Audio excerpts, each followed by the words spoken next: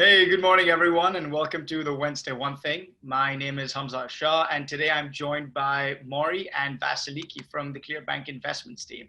And really excited to take a deeper look at some of the developments in the world of e-commerce over the past week.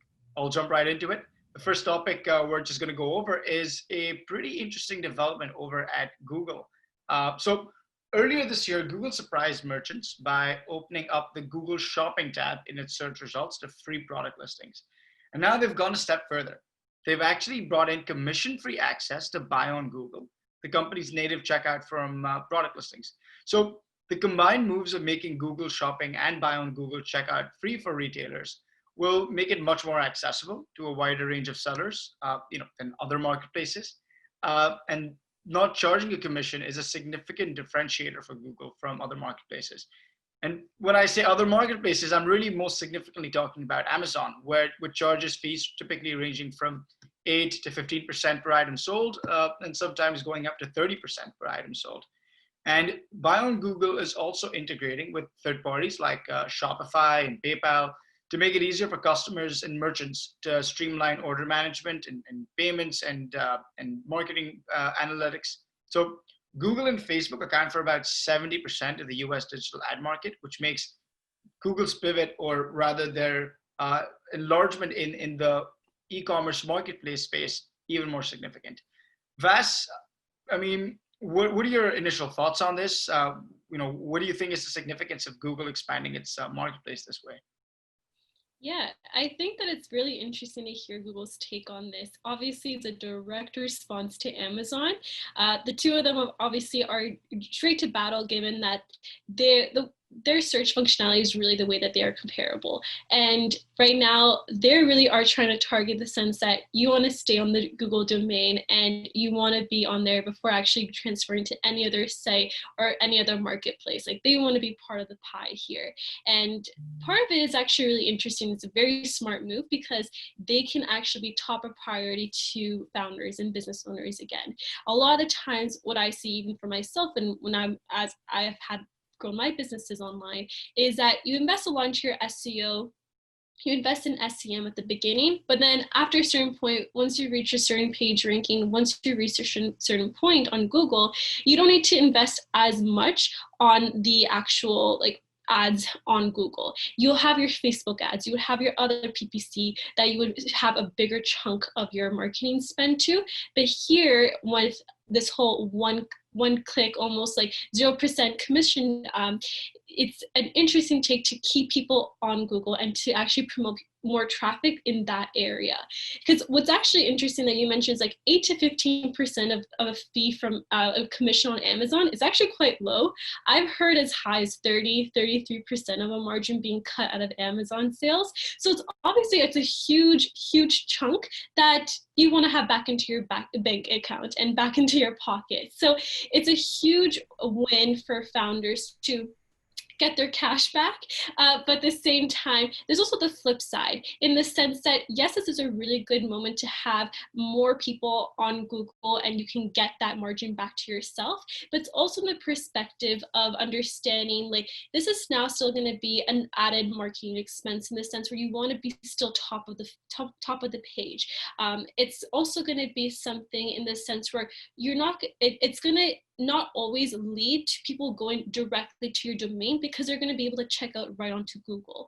And that's going to be an opportunity where retailers might miss out on some really great lead gen opportunities, from like capturing emails to upselling to having a larger cart size being like pushed out, or even when you have an abandoned cart where you can actually retarget them. There's so many other opportunities that might be lost in the mix, but it definitely comes out of a decision for the founder to see what is a trade-off. Would you rather have like X amount of percentage cut off from each of your sales on Amazon, or are you okay with getting that immediate purchase on Google and then creating more of a longer term of a customer sales cycle in the end? Well, I mean, that's an amazing take. And I would also just note, it's an interesting time for this to come out, because today on Capitol Hill, Google and Amazon are in front of Congress talking about antitrust. And this seems like a very competitive landscape that Google is now being pit up against Amazon. But Vas, you're one of our leading e-commerce experts, having run stores yourselves and talking to founders all day. What do you think goes through a founder's mind in terms of the trade-off of capturing people on their site versus just this really easy checkout experience on Google? Like, does it really matter? Like, if you go onto a site and you've been scrolling through, you have a really great experience, they capture you one place, and then later on you do a Google search and that product pops up. Is there any loss of brand value there? Or, I mean, this seems just like a really huge benefit, no loss for anyone. Yeah, I think it very much depends, of course, like what kind of business you are, what kind of product you're really selling here. Sometimes like just seeing the product listing, it would actually be even more important on having really strong keywords in your product listing on Google, having the full education to actually convert a sale with your really strong product descriptions. Because a lot of the times the website of your own domain is what actually sells the individual. So it's about letting the product speak to itself as a standalone is actually what's going to make the difference.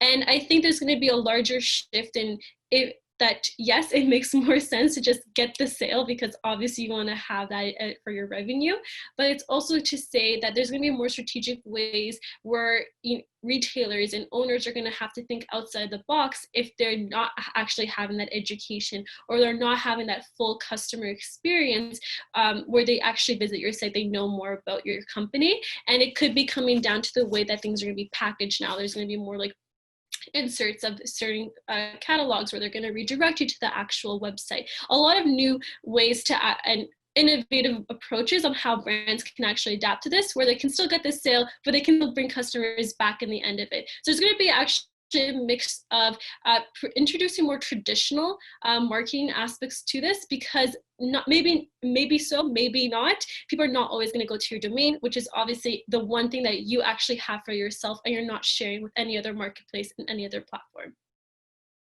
100%. I also think, like, as you mentioned, it depends on the product. I think it fundamentally depends on how important customer retention is to any given brand as a source of their revenue.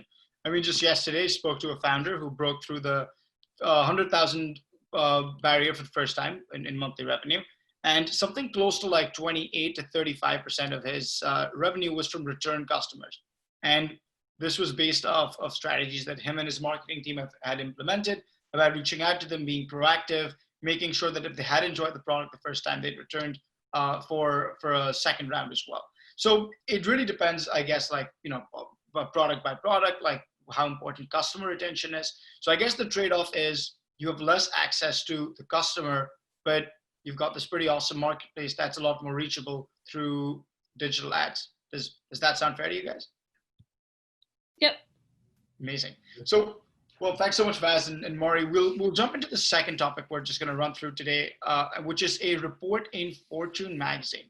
So mid-market companies, middle market companies, collectively account for about a third of all private sector GDP and employment in the US. And historically, those are the ones that have produced the fastest growth and created the largest number of jobs, about 60% of net new private sector jobs in the past decade.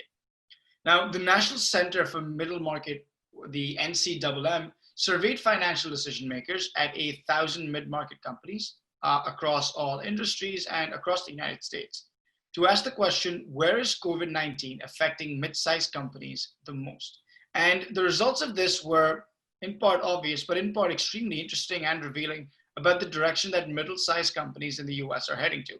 In fact, there was a net negative impact of absolutely everything of COVID-19, barring digital transformation. So revenue went down, supply chain was affected net negatively, capital spending and employment were affected net negatively, but digital transformation was the only one that emerged with a net positive impact as a result of the last 3 to 4 months that we've spent under COVID.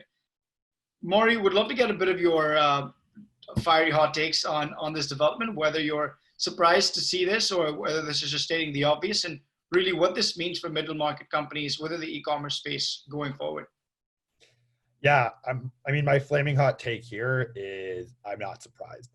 I don't think it really should surprise anyone. It's always jarring to see these things in numbers and not just anecdotally. However, anecdotally, in March, this is exactly what I was seeing. Everyone was saying, my revenues are down.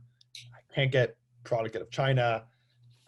we're laying off a bunch of people. So it seems to me it sort of confirms what we were seeing in the early stages.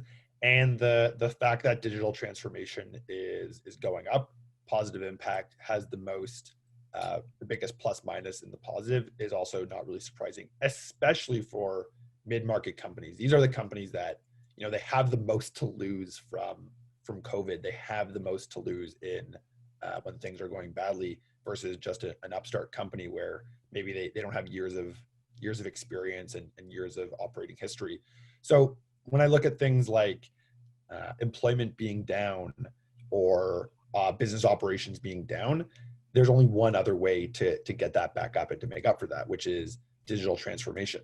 And so when I think about different aspects of the economy that are being impacted, if you think about the education space, well, certainly schools are not going to go back to the way they used to be. So the only way to make up for that is through digital innovation. Or if you think about grocery stores, certainly people still need groceries, but many people will feel uncomfortable going to stores.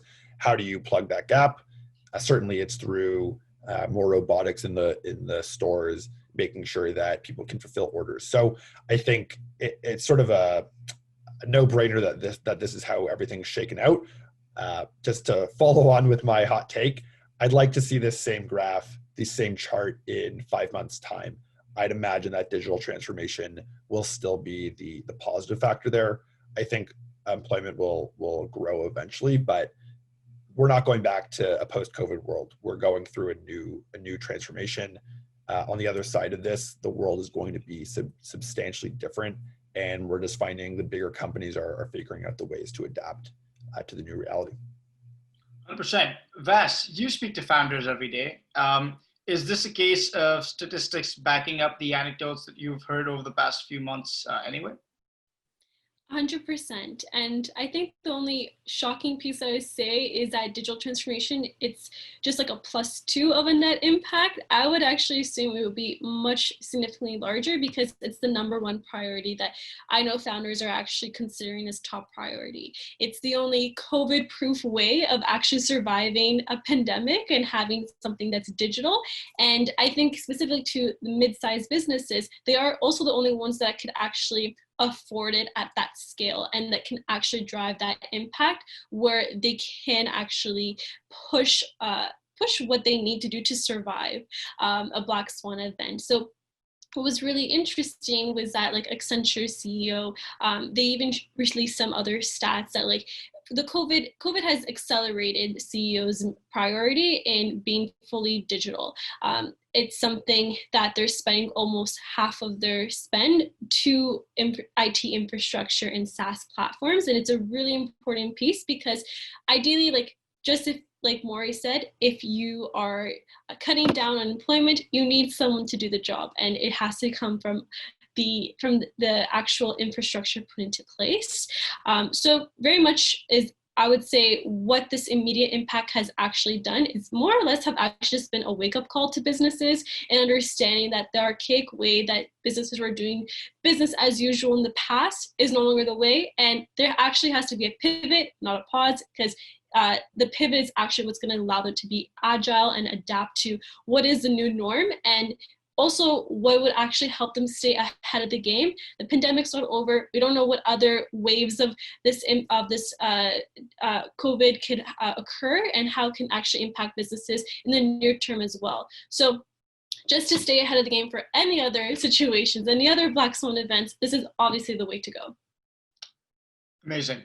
Well, thanks, guys. That wraps up this episode of the Wednesday One Thing. Maury, pleasure speaking to you as always. Vas, thanks so much for guest starring today and giving us your flaming hot takes and some awesome takes on both the important developments that we discussed today.